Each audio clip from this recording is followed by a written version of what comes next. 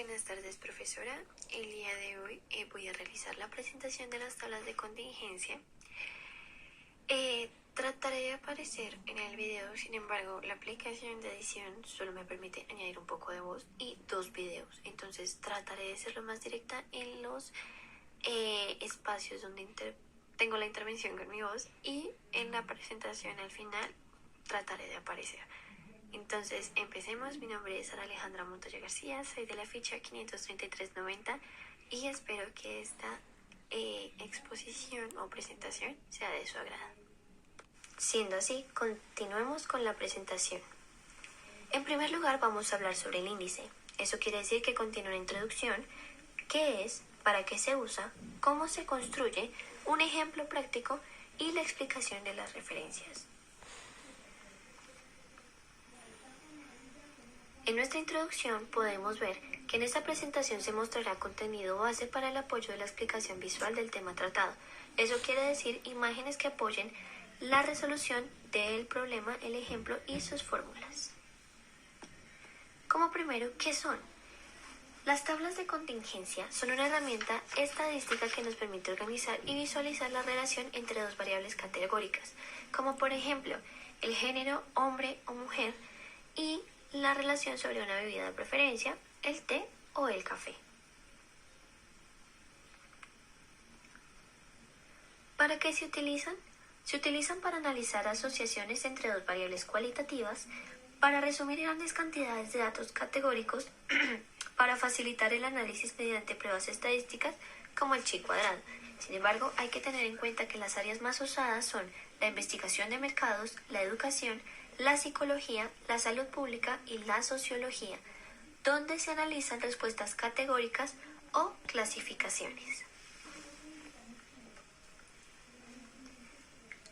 ¿Cómo se construye una tabla de contingencia?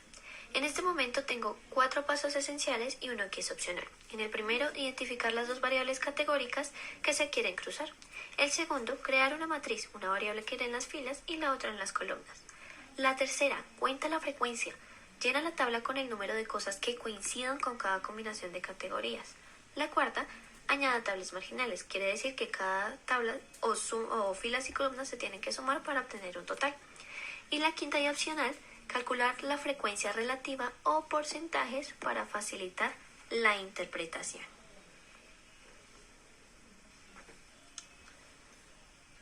Para nuestro ejemplo práctico, crearemos una tabla de contingencia sobre el nivel educativo de los padres y el rendimiento académico de los estudiantes. En la diapositiva que sigue, podremos ver la construcción de la tabla y las dos variables que se van a utilizar con la cantidad de datos. Dicho así, se puede mostrar que están las dos variables, nivel educativo de padres, y en el otro, el rendimiento de los estudiantes, teniendo en cuenta que una va por filas y la otra está organizada por columnas teniendo en cuenta el total. Paso 1. Plantearemos nuestras hipótesis. En este caso tenemos 2. La hipótesis nula, que quiere decir que no hay asociación entre las dos variables y cada una es independiente. Y la segunda hipótesis, la alternativa. Eso quiere decir que puede existir un grado de significancia y que puede que exista también una relación y que demuestre que estas hipótesis no son independientes, que se necesitan la una a la otra. En la segunda vamos a calcular las frecuencias esperadas. ¿Eso qué quiere decir? Nos da cuántos estudiantes esperaríamos en cada celda si no hubiera una asociación entre las variables, y utilizamos la fórmula de la siguiente diapositiva.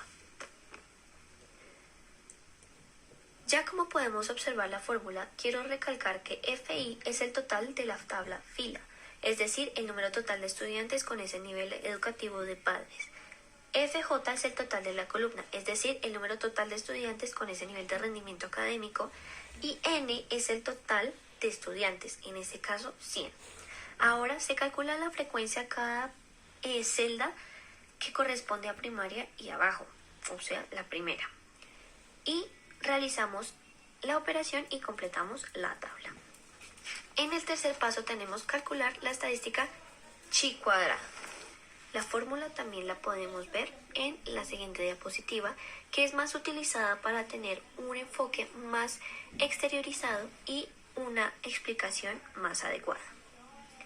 Entonces, ya viendo la diapositiva, podemos ver que OIJ es la frecuencia observada, quiere decir que los datos que tenemos en la tabla original. El EIJ es la frecuencia esperada que se calculó en el paso anterior. Quiere decir que entonces vamos a calcular lo primero, primera celda, tanto primaria como bajo. Podemos ver la operación y nos damos cuenta que el resto de los datos en la tabla también cambian. Sin embargo, a tener en cuenta que el chi cuadrado, que en este caso se representa x2, para saber el valor total toca tomar todos los valores de la tabla y nos toca hacer una sumatoria de todos. Eso quiere decir que al final nuestro valor de chi cuadrado corresponde a 4.38. En el paso 4 tenemos que determinar los grados de valor crítico y la libertad. Eso quiere decir que al utilizar el chi cuadrado es necesario y mandatorio utilizar una fórmula para intentar hallar el grado crítico para ver si es válida o no las hipótesis y el grado de libertad. Como podemos ver en esta presentación, nos están mostrando la fórmula de los grados de libertad. Realizando la operación, nos podemos dar cuenta que el grado crítico y los grados de libertad tienen que ser mayores al 5%. Sin embargo, en el A0.5 se representa así para realizar la operación. Como podemos ver, nuestro valor de chi cuadrado tiene que ser mayor a 9.488 para demostrar que las variables tienen algún tipo de vínculo y no son independientes. Sin embargo, al ver la operación, vamos a descubrir cuál es el valor. Paso 5. Calcular el valor calculado con el valor crítico. Teniendo en cuenta el resultado anterior del chi cuadrado que nos dio 4.38, nos damos cuenta que es menor al valor crítico de 9.488. Quiere decir que no podemos rechazar la hipótesis nula. Esto significa que con un nivel de significancia del menos del 5% no hay suficiente evidencia para decir que existe una relación significativa entre el nivel educativo de los padres y el rendimiento académico de los estudiantes. Siendo así, tenemos en cuenta que con el chi cuadrado podemos tener una respuesta más exacta. Paso 6. Referencias. Y ya que llegamos al final de la presentación, muchísimas gracias por su atención y espero que haya sido de su agrado.